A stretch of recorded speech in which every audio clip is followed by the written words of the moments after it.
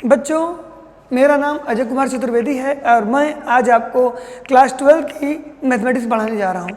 ठीक है ना। तो क्लास 12 की जो मैं मैथमेटिक्स पढ़ाने जा रहा हूँ वह एनसीईआरटी पैटर्न एनसीईआरटी पैटर्न पर आधारित है। ठीक है।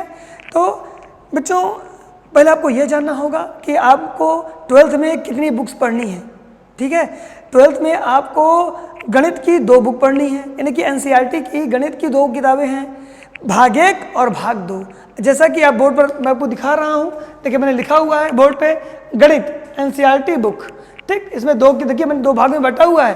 पहला भाग हमारा गणित भाग 1 है, दूसरा भाग मेरा गणित भाग 2 है। तो मैं आपको ये बताना चाहूँगा पहले आज मैं कोई इंट्रोडक्शन ये देना चाहता हूँ कि आपको कौन कौन से टॉपिक्स पढ़ने हैं। ठीक है। तो कौन कौन से टॉपिक्स पढ़ने हैं, तो मैंने सारे टॉपिक्स पहले से बोर्ड पर लिख दिया हुआ है। ठीक, आप देख रहे होंगे। और दूसरी बात, मैं आपको इन टॉपिक्स के सामने कितने नंबर के आएंगे, ये सारे टॉपिक्स वो भी मैंने लिख दिया हुआ है। तो आपको ध्यान ये रखना है कि कितने टॉपिक्स में पढ़ने हैं, यानी पहली बुक में कितने टॉपिक्स पढ़ने हैं और दूसरी बुक में कितने टॉपिक्स पढ़ने हैं, ये बहुत जरूरी है। तो ध्यान से देखिएगा। आप देखिएगा, गणित भाग 1 में पहला चैप्टर हमारा है संबंध तथा फलन। संबंध तथा फलन, इसको अंग्रेजी में हम रिलेशन एंड फंक्शन बोलते हैं। ठीक, और यह कितने नंबर का आएगा, इससे आपके 6 नंबर का क्वेश्चन आएगा बच्चों। ठीक है, ध्यान से देखिएगा। दूसरा चैप्टर है मेरा त्रिकोणमितीय प्रतिलोम त्रिकोणमितीय। ध्यान से देखिएगा, दूसरा चैप्टर मेरा क्या लिखा हुआ, प्रतिलोम त्रिकोणमितीय। ऐसे कितने नंबर का क्वेश्चन आएगा, 4 नंबर, 4 मार्क्स का बच्चों इससे क्वेश्चन आता है। तीसरा देखिएगा आप, तीसरा चैप्टर मेरा आव्यूह है। आव्यूह से 7 मार्क्स का आएगा, 7 नंबर के आएंगे। सारणिक से चौथा चैप्टर हमारा सारणिक है, जिससे 6 मार्क्स आएगा बच्चों। पांचवा टॉपिक सततता और अवकलनीयता। सततता और अवकलनीयता, इससे ये आपका 5वां टॉपिक है और इससे कितने नंबर के क्वेश्चन आएंगे, इससे 10 नंबर के क्वेश्चन आएंगे। ध्यान सुनिएगा बच्चों, ये सततता और अवकलनीयता, ये जो आपको अवकलनीयता आप यहाँ देख रहे हैं, इसी जगह मुझे अवकलन पढ़ना है, मुझे डिफ्रेंसिएशन पढ़ना है। ठीक, जो अवकलनीयता है आप एनसीईआरटी की बुक में देखेंगे, इसमें 90% आपका अवकलनीयता दिया हुआ है। अवकलनीयता के अंदर अवकलन दिया हुआ बच्चों। तो इस बात को ध्यान रखिएगा कि आपको इसके अंदर अवकलन पढ़ना है। और अवकलन आपने क्लास 11th में भी पढ़ा हुआ है। तो जो आप क्लास 11th में अवकलन पढ़ा हुआ है, उसमें था सीमा तथा अवकलन। तो सीमा तथा अवकलन जो चैप्टर था, तो उसमें सीमा आपको नहीं पढ़ना, आपको अवकलन पढ़ना है। तो अवकलन जो आपने 11th में पढ़ा हुआ है, उसी का एक्सटेंडेड रूप पढ़ना है, उसका थोड़ा अधिक पार्ट है, वो मुझे कहाँ पढ़ना है, इस अवकलनीयता में पढ़ना है। याद रखिएगा, इसमें पूरा लगभग में अवकलन ही है। आइए इसकी बात करते हैं। 10 नंबर का आएगा। और ये अवकलन के अनुप्रयोग, जितना आपने अवकलन सीखा उसका प्रयोग हम करेंगे 6वें चैप्टर में। अवकलन के अनुप्रयोग, या अनुप्रयोग का अर्थ प्रयोग से है, यानी कि इसका उपयोग कहाँ कहाँ होगा, अवकलन का उपयोग हम कहाँ कहाँ करेंगे। इसमें भी बच्चों कई टॉपिक्स आपके हैं। सारे टॉपिक्स मैं आपको आगे चल के बताऊंगा। जब मैं ये चैप्टर स्टार्ट करूंगा तो मैं आपको इस टॉपिक के बारे में भी, ये जो चैप्टर आपका इसके बारे में भी पूरी जानकारी दूंगा। और इससे कितने नंबर का क्वेश्चन आएगा, 10 मार्क्स का। अब आते हैं हम भाग 2 में। अब ध्यान से देखिएगा, भाग 2 में आप देखिएगा, भाग 2 में सबसे पहले आता है समाकलन। ठीक, समाकलन 2 पार्ट में डिवाइड है।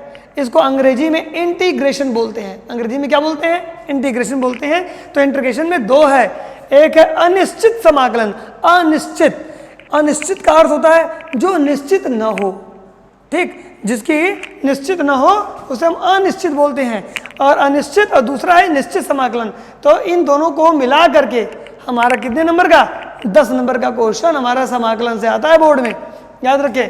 अब आते हैं हम दूसरा, समाकलन पढ़ा तो समाकलन के अनुप्रयोग भी आप पढ़ेंगे। जैसे यहाँ अवकलन पढ़ा था, अवकलन का अनुप्रयोग हुआ, वैसे ही समाकलन ये है और ये समाकलन का अनुप्रयोग है। ये कितने नंबर का आएगा, 6 नंबर का आएगा। इसके बाद का बच्चों टॉपिक आता है अवकल समीकरण। यह भी आपका, ये जो अवकल समीकरण टॉपिक 6 मार्क्स से देख रहे हैं, यह टॉपिक आपका अवकलन और समाकलन दोनों को मिला करके ये बना हुआ है।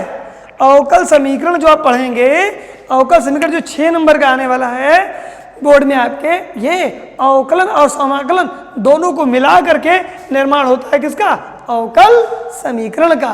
याद रखिएगा, जब यहां तक हम पढ़ लेते हैं, ये भी 6 नंबर का आएगा बच्चों। आप यहां देखें, वेक्टर पढ़ेंगे हम। वेक्टर कितने नंबर का है, वेक्टर 6 नंबर का है। वेक्टर का मतलब सदिश, वेक्टर को हिंदी में हम सदिश बोलते हैं। तो सदिश हमारा कितने मार्क्स का आएगा? 6 नंबर का। इसके बाद आएगा पांचवा हमारा आएगा त्रिविमीय ज्यामिति, यानी कि 3D बोलते हैं इसको, इसी को हम बोलते हैं 3D। इसी को बच्चों हम लोग अंग्रेजी में 3D बोलते हैं। तो 3D ये जो त्रिविमीय ज्यामिति है उससे हमारे 13 मार्क्स के क्वेश्चन आएंगे। कितने मार्क्स के? 13 मार्क्स के क्वेश्चन आएंगे। और यहाँ देखिएगा फिर आएगा रैखिक प्रोग्रामिंग। ठीक, ये रैखिक प्रोग्रामिंग कहीं कहीं आपको लिखा मिलेगा रैखिक प्रोग्रामन, तो कोई बात नहीं है, इसको बोलते हैं लीनियर प्रोग्रामिंग। अंग्रेजी में क्या बोलते हैं? Linear programming. और इसे कितने नंबर का क्वेश्चन आएगा? इसे 6 नंबर का क्वेश्चन आएगा। और फिर देखिएगा सातवां लास्ट प्रायिकता है प्रोबेबिलिटी। आप प्रोबेबिलिटी से कितने नंबर का क्वेश्चन आएगा? 10 नंबर का क्वेश्चन आएगा। ये आप ध्यान से सुनिएगा, ये 2 चैप्टर हमारे आपने 11th में भी पढ़ा हुआ है। पहला कौन सा? संबंध तथा फलन, दूसरा कौन सा? प्रायिकता। ये दोनों आपने 11th में ही पढ़ा हुआ है। उसी का एक्सटेंडेड रूप, उसी को बढ़ा करके उसमें और आगे क्या पढ़ना है वो आपको 12th में दिया गया है। तो संबंध तथा फलन और क्या? प्रायिकता। और एक तीसरी चीज जो आपको 12th में बढ़ा के पढ़नी है, वो जो कि आपने 11th में पढ़ा हुआ है, वो है अवकल।